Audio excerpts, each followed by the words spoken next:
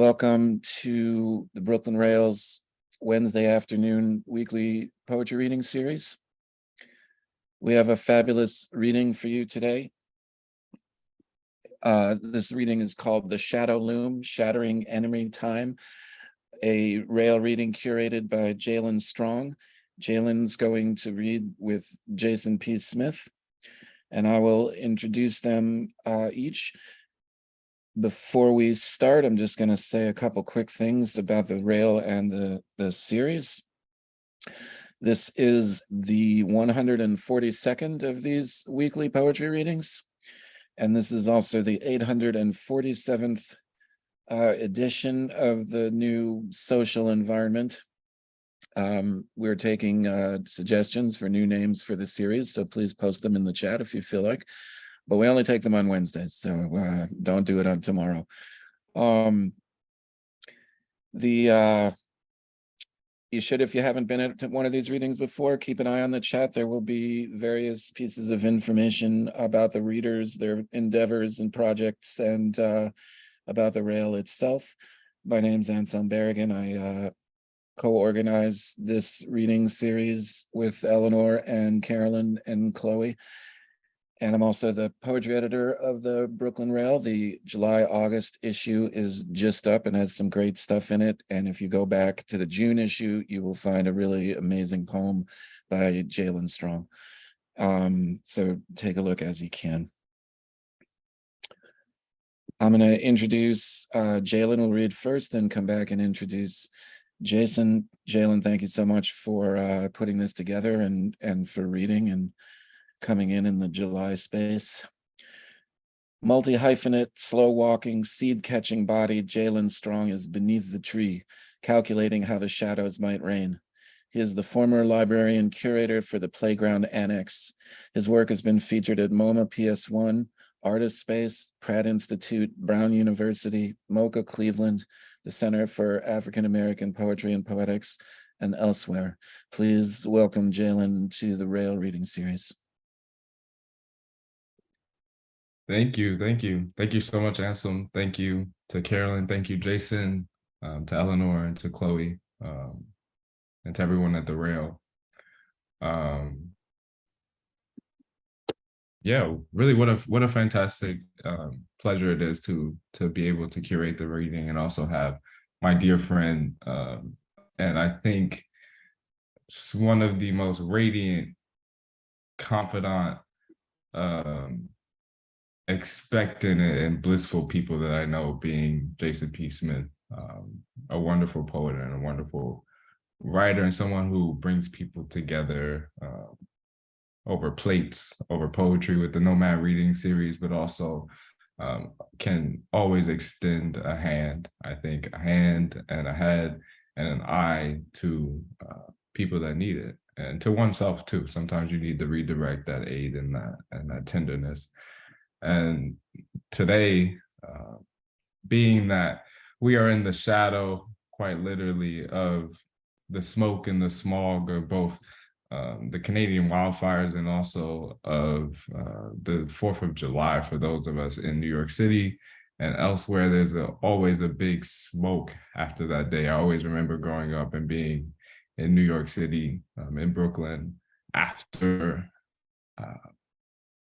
July 4th, and seeing so much smoke the next day. And so there's something to be said about that fog, and there's something to be said about the loom of shadows. So today, the shadow loom, shattering enemy time, I think largely has to do with what we do in the shadow of days that are difficult, complex, dynamic, specifically having to do with the American tradition or the imperialist project. And how can we be better stewards as poets and as people?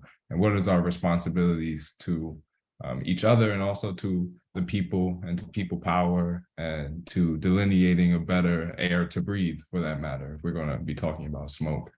And I think that it starts maybe in the language that we use, and it starts in the lyricism, but also in our bodies, and where in the poems, if we're going to be talking about poetry and poems, where in the poems or the poetry or the language itself emerges from, what emerges from the language, and How can we give back, take back, be resonant, and explore together? And I think that maybe we might be doing some of that today. I'm thinking a lot about the mapping of words and etymological backings. I think that a lot of poets are always thinking about that and thinking about surrendering and receiving. The etymological backing of surrender is to give back, and to receive is to take back. And I wonder about that relationship in relationship to the word care and how we understand what care making elicits and engenders. And I think some of that is in poetry. So I think that I will read for just a little bit, and then we're going to hear from Jayson. I'm going to start with the poem that is in the rail, if I may, the rated which I like that, the rated which is a poem from my manuscript Weep Not, which is re-narrativization and exploration,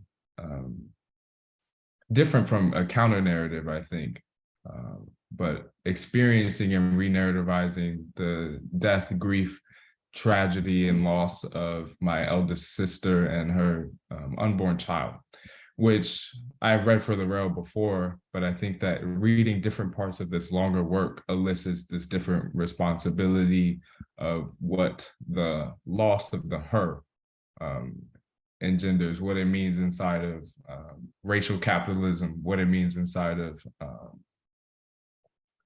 the body of my sister, what it means inside of female violence and femicide, and what it means in continuing on, and how patriarchy persists in its embodiment, to say the least. I love that more people are joining as I speak. It feels like I'm inviting them in by killing time.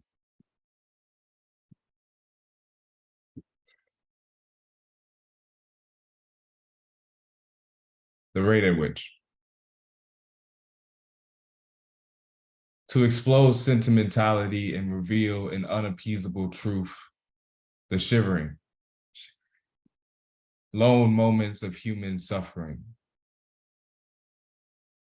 I cannot assume to posit myself in positions of pain, wherein contemporaneity meets distraction. I made a mistake. I cannot assume to posit myself in position of pity, or be making of a sinister wind.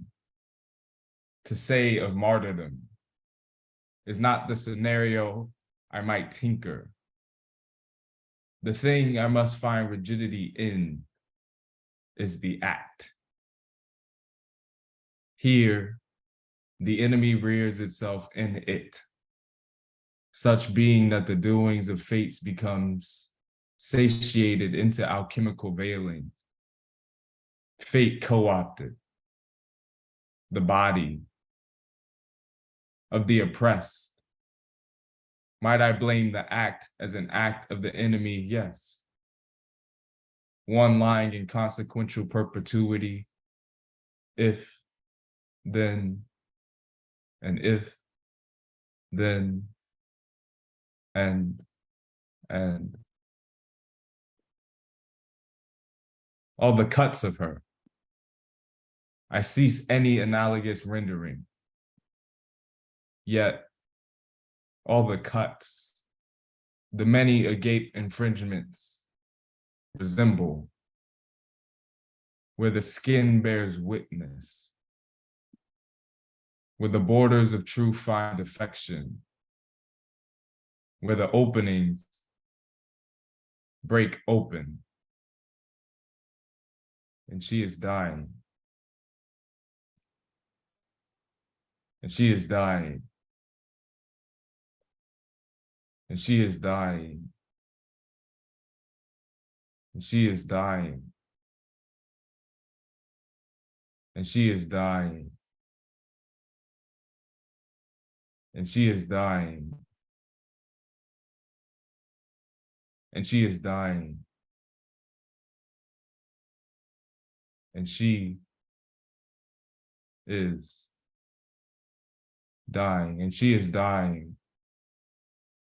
And she is dying. And she is dying. And she is dying. And she is dying. And she is dying. And she is dying. And she is dying. And she is dying. And she is dying. She is dying. She is dying.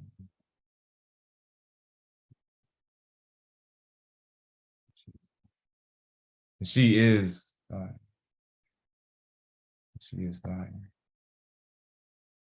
She is dying.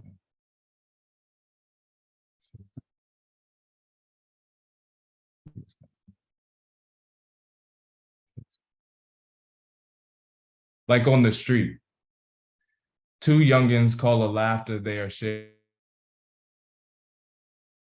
Yo, bro, look. They sound like me when I'm not poeting. A large man sits, plastered to the glass encasement of the bus stop. His ass crack showing, and smudges of deep brown slide. A liquid feces melt between him and the public benefit corporate barrier. There's no separation of him and his shit spewing out. I mince. Nah, that ass, right? And they are correct to agree with my agreement of their laughter received as disgust on me. It is the vulgar agitational that interests me. We are living within the viscous nature of synthesis. We might say that can't happen or never again, but they are a scale of boundless happenings. A proposition is that we must see it time and time and time until it wills itself more openly into a force worth choosing, a tactic of elimination,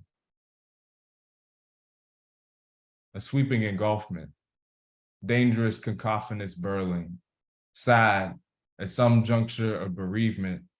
I wished I could kill him. How the shackles of air above shoulders and at the inguine make of non-feelings. What silly pronouncements, a man and she is dying. I see not enough indignation, sure. A sentence of concrete whiff of metal sometimes against exile of territory mechanics. When will we teach away the persisting? And she is dying. Falsely demonstrative upon an entirety of us. Paratoid leakages, the ailing thrive from her death, dribbling over thrillers of her dead body, a tongue we share, dressing her corpses as pretty things, shames of youth and fatality's false romantic scent, the water we float within is clear. A liquid of posturing, control.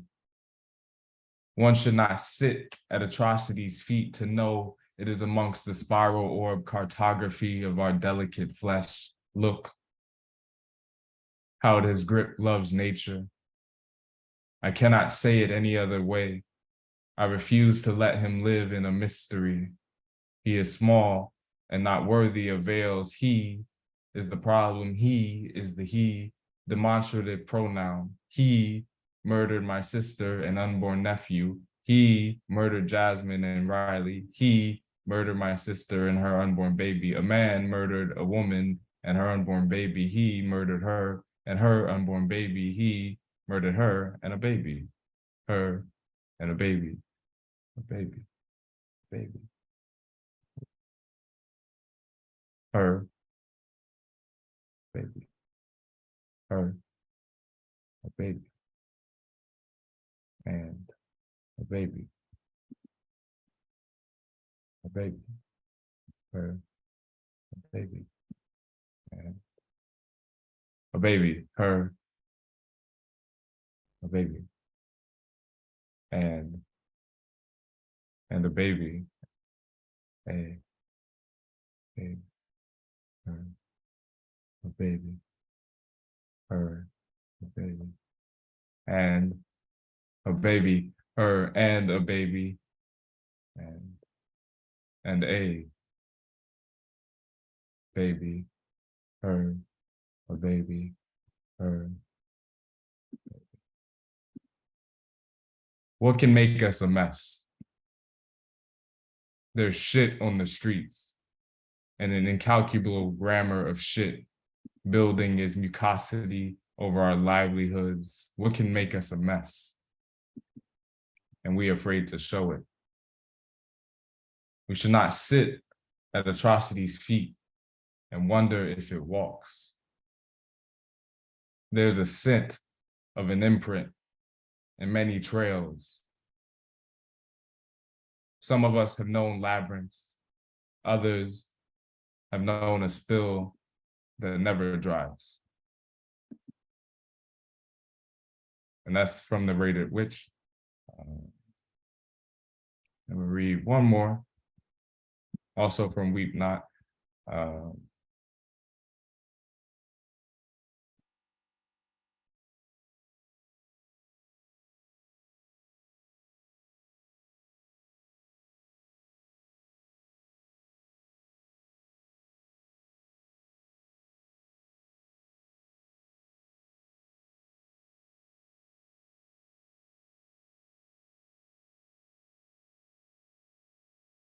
And this is titled from the section Task of Mourning.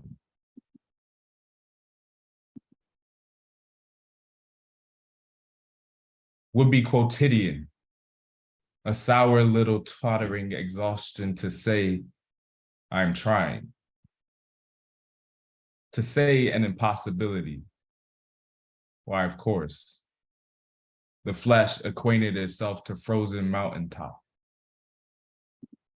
Feigning perspective is a fool's pursuit. What are we acquiescing if the bitter hand of wind is lodging us in suspension? Hell can host a swift bellow of beauty too. I'm trying to carve a space for life, another product of disguising revenge, or I'm trying to make a space for death. Yes, yes, yes, yes, it has happened, Ing. And with the making arrives a reminder of liquidation, questions foremost. How might we travel? How might we arrive at a life? How might we do life? How might we arrive at a death? How might we do death? Must, might, may, modal for a participant's reason. Reason being my preoccupation. There's the language that moves us simply for the fact of their auxiliary measure. Or I ought to say, I'm trying to say, a thing regarding grief, about the whole of grief. And what is grief but a whisper leading to a tunnel? It guides you. Cavernous walls turn a heat worth stripping the body. And what is grief but being lost in a land that has no language? And what is grief but unlearning to breathe? And what is grief but beauty presumptuous to seeking itself? And what is grief but frozen primordial muck in the molecular cloud? And what is grief but refuting the way out, spiritual error? And what is grief but an everlasting wettedness to a soil one shall not touch? And what is grief but a mold festering amongst making itself slur? And what is grief but spinning, dizzying untouched realms? And what is grief but a blank map? I'm trying to find a place amongst the supine world. There's a roll of the star down by the closest boundary. Edge, O land, my sweet river, as it rises, it is easy to hate every morsel of it, to desire the dew to do away with oneself, itself? And what color is the sky? Unhuman as it may be, or as human as it may be, my wish is to make the Empyrean fall, land, all over this world, as if the mass of the two places are colliding into each other, making a small ring across fabric of all things.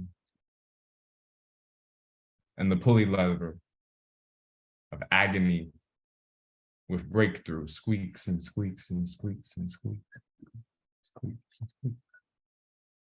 One region of self searching, slithery burrows of aloneness, the other trying to lift the body from instrumentation of mud.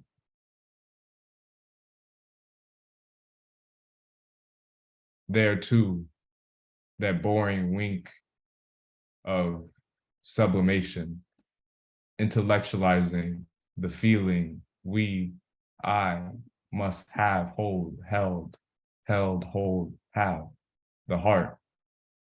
There I bring up the vessel, a pulp course, writing, writ once self, into the uncareful aroma of misplacing one's actual feelings. Am I with that subject presently? Careful, thought reproaches. I want my friend more than I desire to speak about how my friend was. And that is partly excerpted from Task of Morning. And that is all that I have for the time being. And I would love to hear from Jayson. So thank you. Thank you so much for the reading. Jaylen, wow, thank you. That was incredible. Thank you so much. Jayson, I'll just introduce you really quickly. Jayson P. Smith is an interdisciplinary artist, writer, educator, and curator from the Bronx. Their work has been featured at BAM, Guggenheim Museum, Miriam Gallery, and MOMA PS1. Jay has received support from NYFA, Poetry Foundation, and the Poetry Project, and has founded and curates NOMAD Readings in Brooklyn and elsewhere. There should be information about the series in the chat, and you can find out more at jaysonpsmith.com. Please welcome Jayson to the Rail Reading Series. Hi, everyone.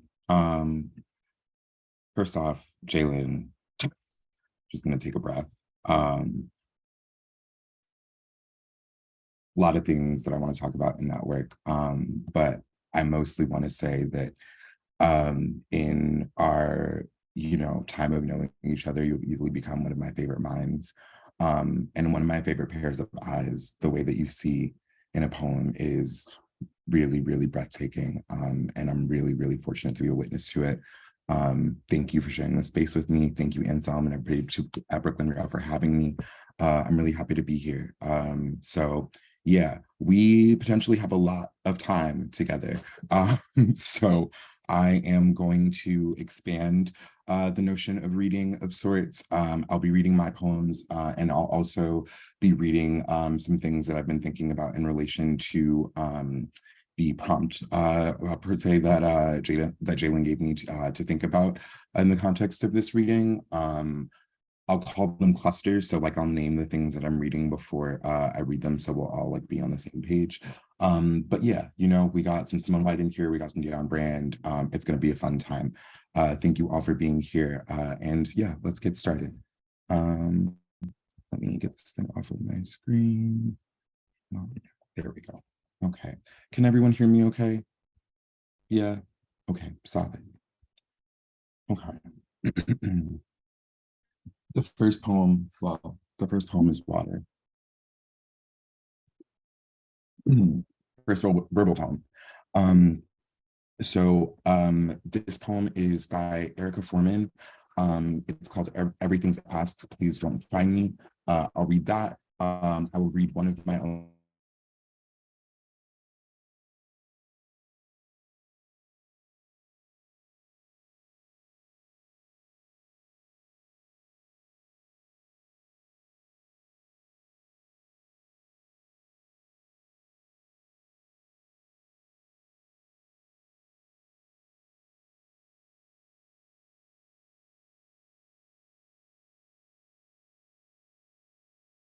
Think, Jayson, you just froze and cut out for a very strange second right before you started. So let's. Yeah, that was very often.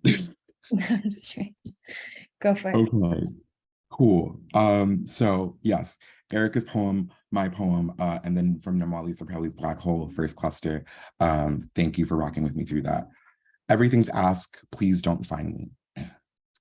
I wake early to wash the wild dirt from my hair. Instead, check my timeline to find a country not mine. Says it's legal for everyone to pretend at being a little less lonely if they want. I smoke on my porch swing while an old easy-like Sunday morning rat strolls down the sidewalk of my gentrified life. It's funny what you get used to mid-drag. Shut the gray day behind me, make a fresh pot of coffee. Where are the tweezers to pluck wires from my chin? Which wires do I dial at the HRC to ask them what they did for Shelley Hilliard's mother? If they could identify her child's body burned in pieces amongst uncut grass, maybe I'll braid or two-strand twist into happy. Forget between shoveled forks of seitan. Most women who want to fuck me are internet activists who wish I'd just spend the night. It's Friday and someone will throw a party with more red wine than whiskey. Can I stain my teeth for the summer? I promise I'm trying to be more happy. I might pay my rent on time and not think about the student loan debt crisis. I try to wrangle these roots respectable, but this morning keeps getting in my way.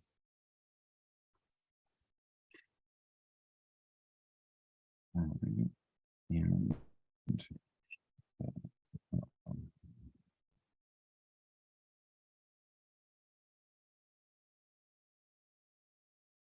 John says, you wear what you write. I spend my days in citation. I wear the night, meaning to forget. Cruel February composed my face. I'd bled on everything there was. My romance doesn't have to have a heart. Here is the size of a hole. Here is the size of what happened before. I had no warnings, only complications. Deferred to the empty plate that poverty and the times demand. And what lethargy and the avenues. Here as everywhere else in the world, the gods are tired of that story. They erase me. That's a joke. You can laugh. They moan if they don't have it. The madness of great men occurring to themselves as vigorous noise. Him. I've been tested 4 times in the past year. Negative, he repeats. What am I trying not to write? Not even extinction stops me when precisely what the body resists, the body is. One of the definitions of being a person is that industrial death from which all souls recoil. What else translates as well as the sun but fear? Someday you will come across the great page where I become dim and agreeable, all changed now through neglect. The steps dismantled through your absence now in words. It wanted to say I am, but it said instead it was. Only the house was dying with all that life. Praise the woman who did not leave me the summer I turned 22. Was the summer of knives, of airplanes, the comma splice, the solicitation more urgent, my mouth, uncollected and silent as rope. As brutal and impeccable as it would be to soar, there's a bleat in my throat. Words fail me here. I still have the overwhelming desire to tell you everything, but I love tomorrow as much as the next ritual.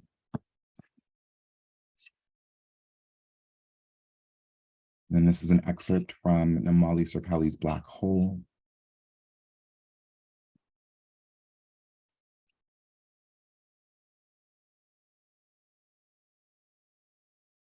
Ostensibly, this kind of desire is edgy because it embraces shocking, scandalous desires, but they dovetail with the stereotypical desires of powerful, straight men. These erotic trends symptomize and fetishize the millennials' economic precarity under daddy. Far from BDSM with its aristocratic origins and contractual/consensual logics, this is a suburban, shame-ridden paradigm in which the choices are choke me or coddle me, but notably never compensate me. Here, sex is an occasion not for pleasure or art or fun, but for an analysis of power. The millennial wants to be wanted or to be objected. Either way, the focus is on someone else's desires and actions, and the appeal seems to lie in inciting a feeling in them. You make them want to fuck you or hurt you while you escape the vulnerability of wanting, which, after all, puts you in the position of potentially being rejected, disappointed, judged, or taken advantage of. This next cluster is going to be 3 poems from me. Yes, 3 poems from me. I'm saying that with my chest. The first one is an untitled duplex that I'm still working on. Thank you to Jericho Brown. So yes, duplex. Surviving a husband I've prepared for. Otherwise, I'm platonic as wind. Utter, wise, mnemonic. Wind is a cruelty crafted by sadness. A cruelty to traffic in sadness. Are we shocked at what the body can allow? Feigning shock at what no one disavows. Everywhere I write, Alexa eavesdrops. Everywhere I write, I flail to see God. Desires denied, incidental. I want to give you my credentials. Soiled daughter of empire, a neutral tense. Under spoils of empire, neutered, tense.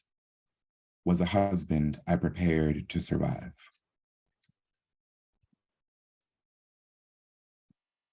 This next one is,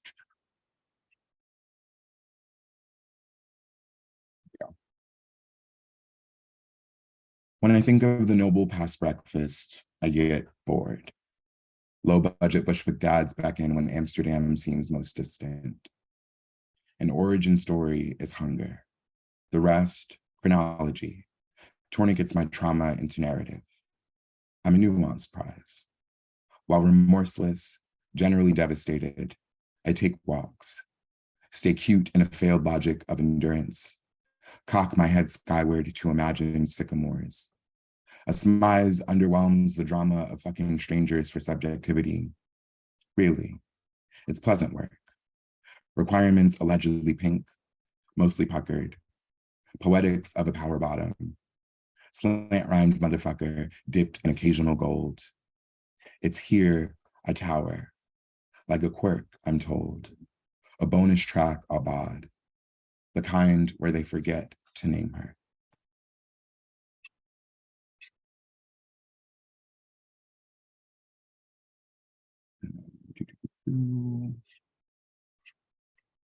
Where is she? There we go.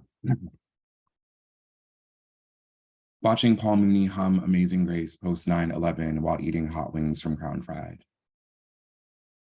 Don't try this at home, by yourself. We're at war and I'm American again, sleeping at 8 like shit. New, visibly cankered, coy, mythologies locked in before morning coffee. There's an order to this. A working list of what makes my teeth white. Dick, chicken, everything but solitude. It's unbearable. 12 niggas going to flight school bad. And repercussion is so certain, but you knew that. Peep the joke hiding. I leave him a blues and he leaves me for dead. Who's to say about being pathetic, yet functional? You got shoes, I got shoes, so I suppose we should be intimate. Maybe just moan at our echoes. It's mostly productive with a punchline involved. I haven't smirked in weeks.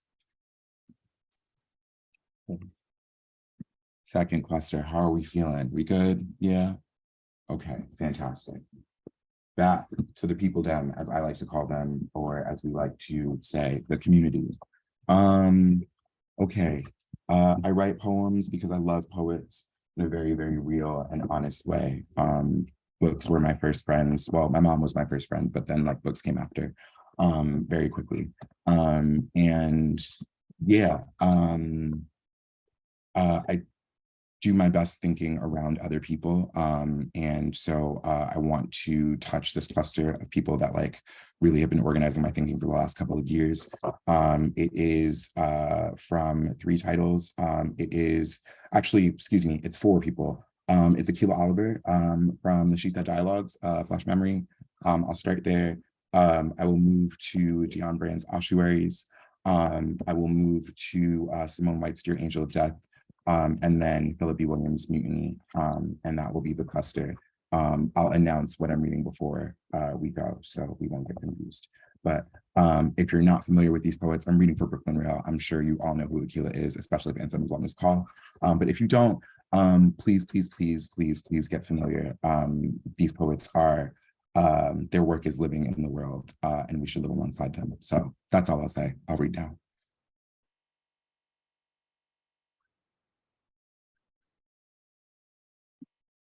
I'll read now. I'm starting with Akilah. It's just a mental journey. Everyday terror slaps everyday people into niggas on their knees in streets at gunpoint. A sight I'm going to miss. No lie.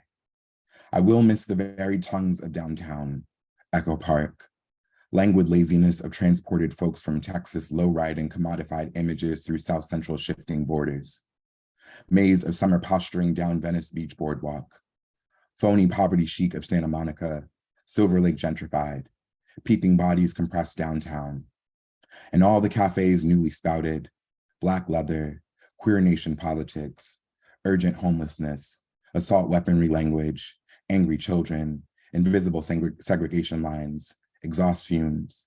And oh, the pleasure, though when I can look up on the street on rare days to see the Hollywood sign, because it's just that clear cut, to sound my boots click against gorgeous sidewalks, walking from car door to car door, fade to cool feet of winding down Sunset Boulevard to Ocean Stage direction, see the car that just turned left in front of me that I narrowly miss hitting, because that's what LA is. It means to narrowly miss your fate. And I must begin to say goodbye now, or I may never leave.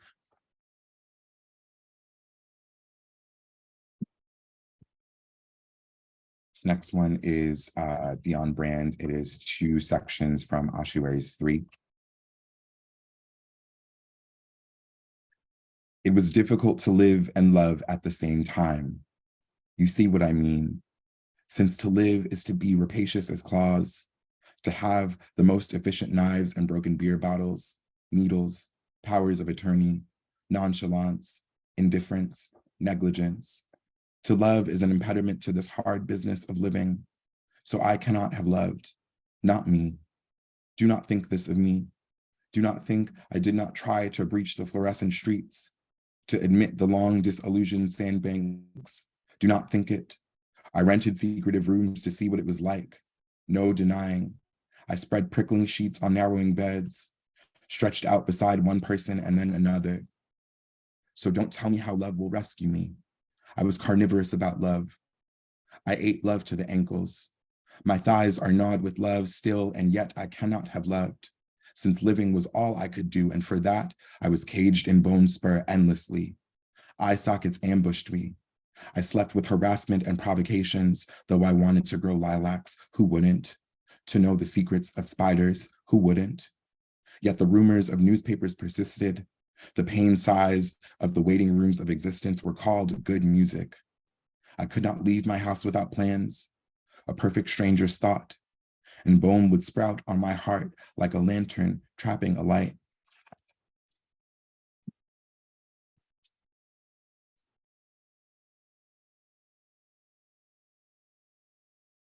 From Simone White's Dear Angel of Death.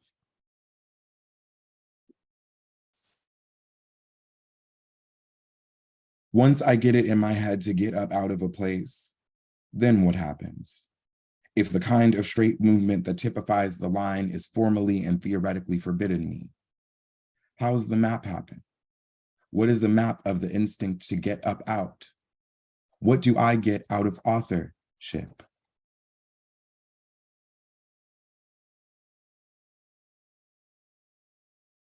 How does Black writing take place if it is subject to the rigors of never resting?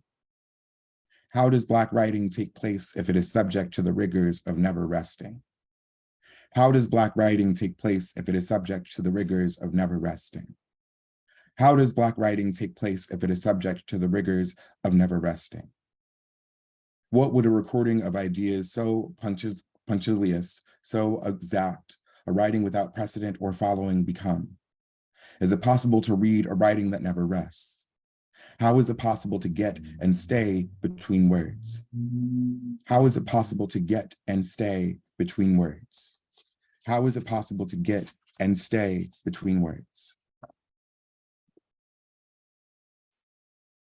Emphasis and repetition were mine on that one. Final poem for the famous poet. This is Philip B. Williams. Final poem for the famous poet. Wound wondered, they circle you. Headless monument erosion had, before they thought they knew you, though did not, claimed. Thick fog hides, shoulder up your unhead, hides your excellent circumscribed height beneath which, chanting, unaware, they wreath your senseless marble feet.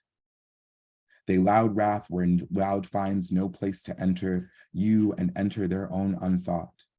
Rage bright beacon to nowhere that had they unfollowed, had they retraced their steps away from their own unimagining, ozone settles your barren shoulders that are more like then, unlike their, our mouths open, our heads mourning ourselves, selves.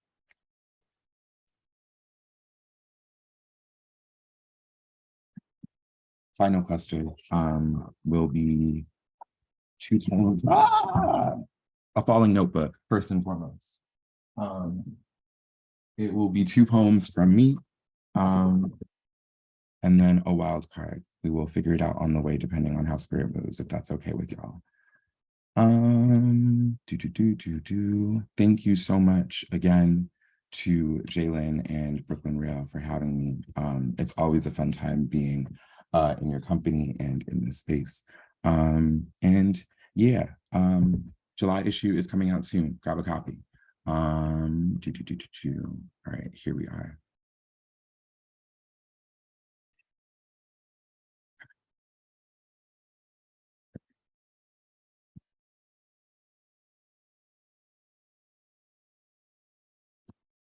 In the dream, I'm still in love with the idea of a future.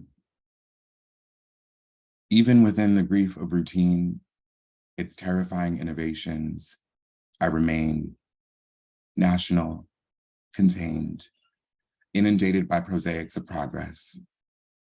About the murderous, I'm told it takes time to stand firm on harm. Decorum, a look turned for the sake of negative space. Little did we know, the first debt is an eye, tainted with description and running to death. You're told, entertain, talk through the lie of ubiquity, or what I want, to sit still as you forgive my disbelief in everything but peril. More than tolerance of time I have left for illusion, acquisition, as we solicit less callous patterns to call love, an accumulation as it is, as it was, as before. When one said despair and felt gradual, tide-like, a silence signified, if only you looked up.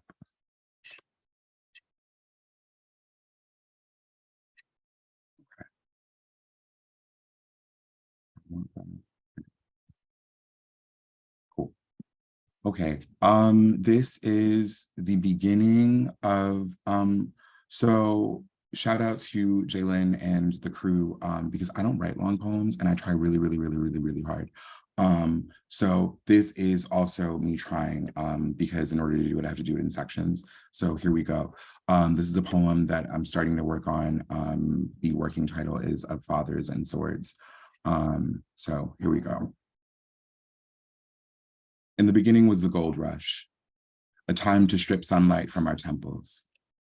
Suffering and its technology summoned a feeling. For the sake of resemblance and record, yes, I was sick with consumption. Paratactic again, made without worry as the water, always the water, curdled, rose like a myth, as all is said was done. Underneath anesthetic, ordinary clamor, who will translate? Reader, I opened onto his fist and therein was the poem. My confessional self, ran through, rendered for rent. Another music could accommodate me. Meanwhile, radiant with need, I watched the men, Kendall, Marty, Don, manifest then sob in the sand, an industry of inertia in their shoulder blades. Let me tell you, as I was told, days call for a citizen, darling, of emaciated retinas, a soft sight, imperial optimism, somewhat chic. Had I known what quotidian would cost, would I lie first, wrench cardamom from between my teeth, amble towards intention? What kind of denial could I be a wife to? Allowed to hound the seams. Because after it was taken, I gave it away. An urge to repeat oneself remains.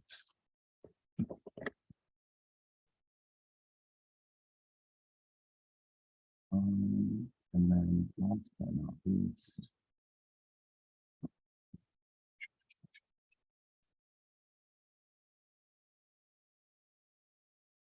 oh, you know what? Let's try. I said I was going to bring him out, so why not? Me and young Leroy, slash better known as Amiri, have a very, very complicated relationship. He has kind of haunted me in my work since 2016 or so. None of that is important to the fact that I'm going to read this poem, but I'm going to read this poem because it felt applicable to this moment. I just wanted to say that because, yeah. This is Notes for a Speech. The reason I said Leroy is because I always want to honor the fact that this was before he changed his name. This comes from well, this comes from SOS, but it also comes from preface. As a preface to a 20-volume suicide note. It is the final poem. So here we go. Notes for a Speech. African blues does not know me. Their steps in sands of their own land. A country in black and white, newspapers blown down pavements of the world. Does not feel what I am. Strength in the dream, an oblique suckling of nerve. The wind throws up sand. Eyes are something locked in hate, of hate, of hate. To walk abroad, they conduct their deaths apart from my own. Those deaths I call my people. And who are they? To concern myself, ugly man. Who you? To concern the white flat stomachs of maidens inside houses dying. Black, peeled moonlight on my fingers move under her clothes. Where is her husband? Black words throw up sand to eyes, fingers of their private dead. Whose soul, eyes in sand. My color is not theirs. Lighter, white man talk. They shy away. My own dead souls, my so-called people. Africa is a foreign place. You are, as any other sad man here, American. Thank y'all.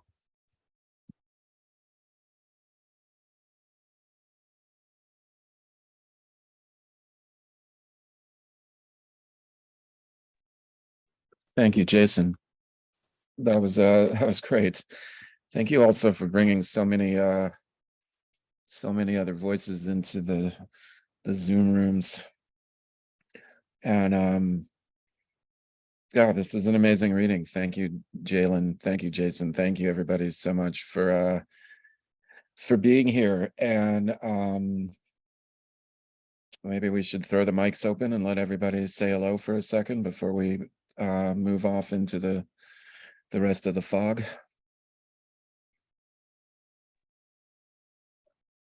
Thank you so much. That was amazing. That was incredible. Thank you so much, y'all. Thank you, Jaylen. Thank you so much. Thank you, Jayson. Thank you, That was Jaylen. amazing. That was Thank you. amazing. Badly. Thanks, y'all. Peace. Have a Thanks, wonderful everybody. and relaxing Wednesday.